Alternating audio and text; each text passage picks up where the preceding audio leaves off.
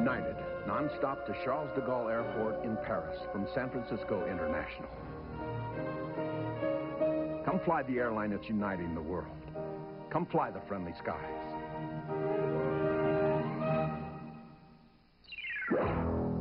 If you're over 40, you may be replaced at work.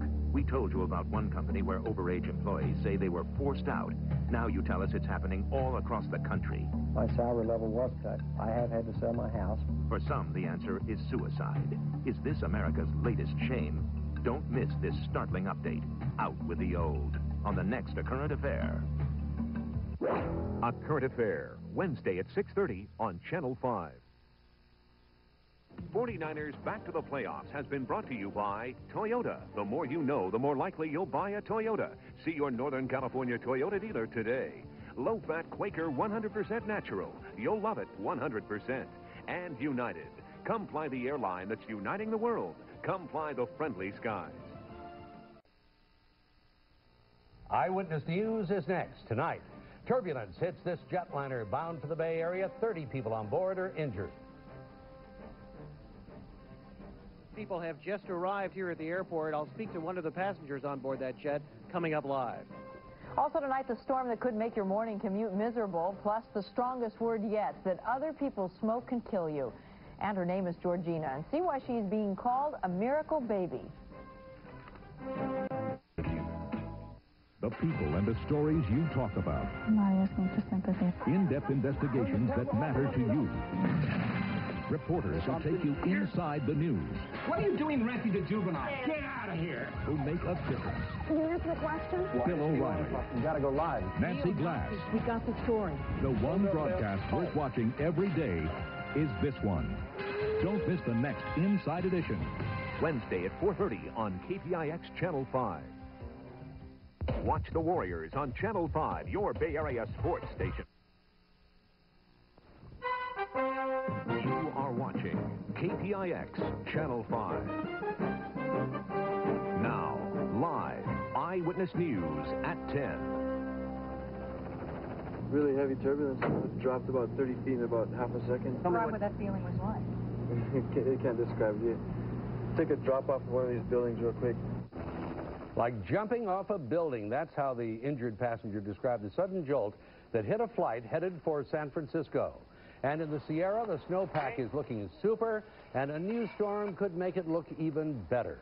More on the new storm in a moment. First, that burst of turbulence so severe it literally sent passengers on a jumbo jet crashing into the ceiling. The American Airlines flight had just taken off from Miami this morning, headed for San Francisco. But the 767 hit a patch of heavy turbulence. First, there were light bumps, then a sudden plunge. Probably several hundred-foot drop. Everybody went flying, people went flying. Just barely going a little bit, then boom, it just dropped real quick, and that was the end of it. And then there was one real huge jolt, and that's where I think most of the people went flying. As many as 30 people were hurt, including 5 crew members, but the most serious injury apparently was a broken foot. The flight turned back to Miami, where the injured were taken off. It finally arrived here in the Bay Area less than a half hour ago. Jeffrey Schaub is at San Francisco International now with the latest. Jeffrey, what a greeting. Dave, no kidding, about 150 of the original passengers on Flight 1539 landed here just less than 10 minutes ago. They scrambled past us like a mad horde looking to get to their baggage and get home. One of the people who was on that plane is Andrew Hunt of Palo Alto. What was it like when you hit the turbulence outside of Miami? Well, we were going along fine, and then we hit some turbulence, and I double-checked my seatbelt because I know from riding in small planes that, you know, we could hit something severe, even though it's a big, huge plane. And then, sure enough, we just slapped into something. It felt like we hit a wind shear and dropped 500 or 600 feet. And everybody in the plane rose up in a wave. And you could just see them rise up in their seat. And a few people up in the forward cabin were not belted in, and they rose up about 2 feet. And then the people in the back, obviously, were thrown up further. I think maybe it was worse in the back of the plane. Yeah. And it then, you know, once it rose up, then we heard everything crash back down and breaking glass, and the drink cart was out. And then they called for a doctor, and the doctor came running down the aisle. Somebody on the plane was a doctor, and then the doctor came back and had blood on him. And apparently, you know, that what we learned after getting back to Miami, because they said we have to turn around, we have to go back, we have hurt people on the plane. There was someone who had a broken leg, someone who had a broken ankle, and a couple of people who had head injuries. They refused to get served in Miami. They wanted to come back to San Francisco, and the paramedics checked us all out, and they checked the plane out. American Airlines did an excellent job. There was hundreds of people there on the ground. Amazing. Thank you, Andrew. Dave Manley was also on this flight, 1539. Thank you. He's from Walnut Creek. Did you see any of the injured, talk to any of them? I didn't talk personally to any of the injured. Actually, I was on the wing portion of the airplane, and most of the damage and the flying people were in the back of the airplane towards the back end.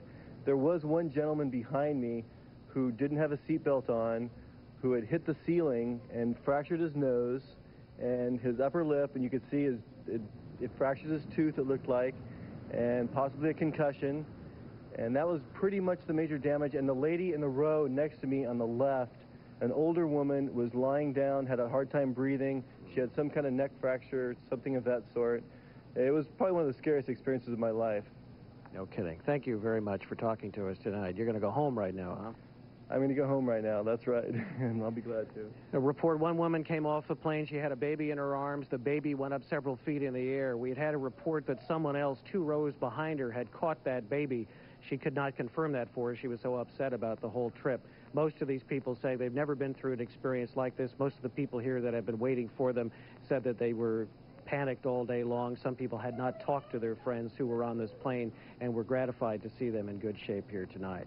Reporting live from San Francisco International Airport, I'm Jeffrey Schaub. Yeah, what that man told you is another good reason why they advise you to keep the seatbelts on throughout the flight. But I heard one report that said some of the people that were hurt actually still had their seatbelts on. Have you been able to confirm that? No, to be honest with you, Dave, I haven't talked to anybody about that, but it wouldn't surprise me. You know, sometimes you can hit those trays in front of you, you know, when you fold down the dining tray. That's happened to me, actually, in an airplane. And if you hit it just the right way, boom, it can hit you right in the head. There are things that do happen sometimes, just like in a car. All right. Thank you, Jeffrey. All right. Well, you might be wondering what causes this kind of violent turbulence, and Brian Sussman is here now with some answers to that. Brian? Thunderstorms over Florida today, Kate. That's what caused it. These thunderstorms, however, are different than the kind we often see in California. Reason being, these clouds today were about 8 miles high. That's a lot of turbulence, and what you get going is a lot of wind on the inside of the cloud running up and down at speeds, I'm told today, of probably 2,000 to 3,000 feet per second. So you get a plane involved in something like that, and indeed there is a lot of turbulence as we saw today. That's the latest for the weather situation that caused the accident there. We'll have more, of course, on our local turbulence a little bit later.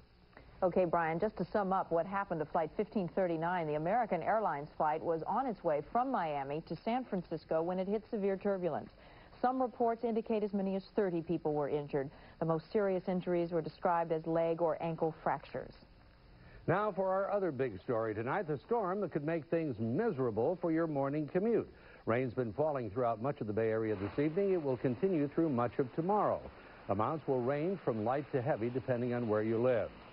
The bitter cold temperatures that preceded the rain created scenes like this around the Bay Area early today. Thick layers of frost on homes, cars, plants, anything left outside overnight. But of course, the really big cold weather story tonight is up in the Sierra. There's more snow on the way. Ken Bastida live in the high country with the latest. Ken. Yeah, Dave, that's what they tell us. This weather is coming our way. So far, so good, though. The weather, well, you know, it actually clouded up today, and it stayed overcast for most of the day, giving us an indication that foul weather is ahead. The pavement, though, is dry right now, and traffic is going by pretty well. But people up here don't want to have happen what happened last time. Nobody up here wants to be caught off guard. Folks in the tiny town of Pollock Pines weren't taking any chances tonight. This Safeway store seemed the center of activity in this community along Highway 50, where people were stocking up before the storm hits.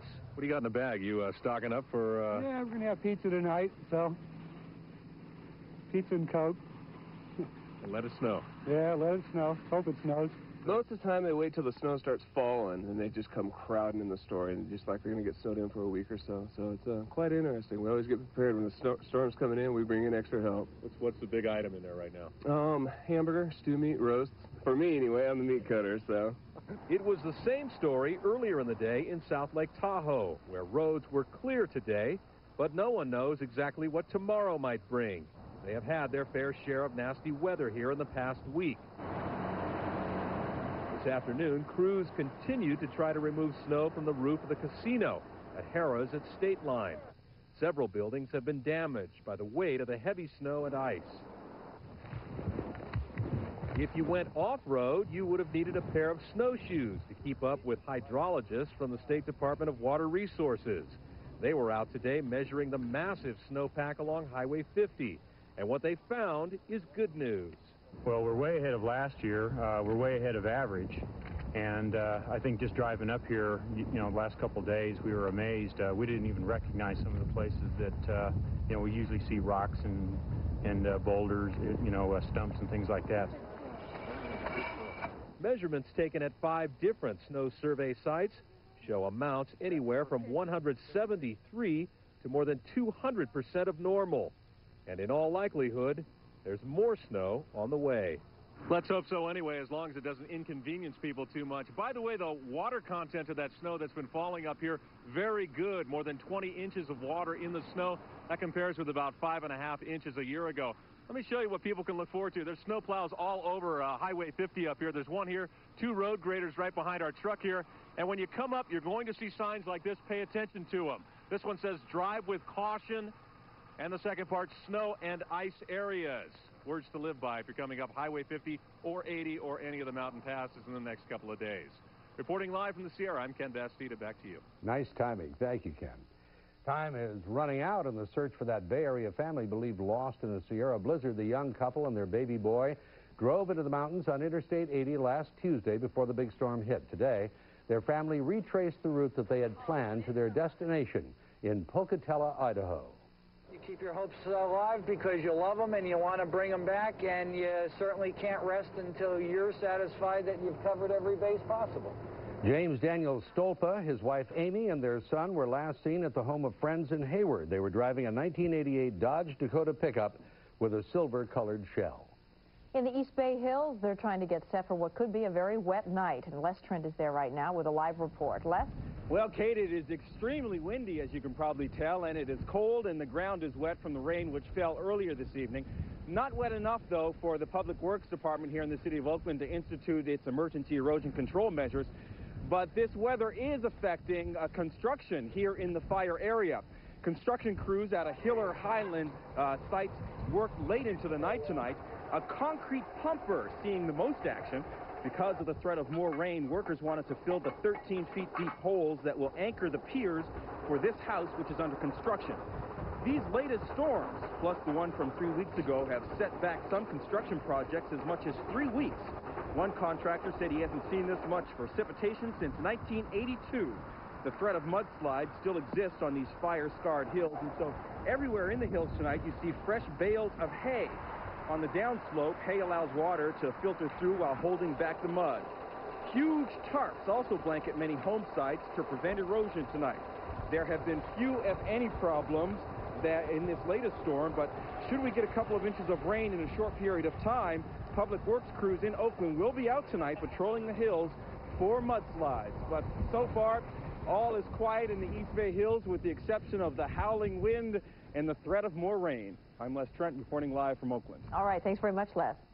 The ground in the Bay Area coastal mountains is super saturated from the last 2 storms, so even though this one won't pack nearly as big a punch as the last 2, lots of people are worried about the potential for flooding and mudslides there, including Tony Russomanno, who's live in Santa Cruz. How's it going now, Tony?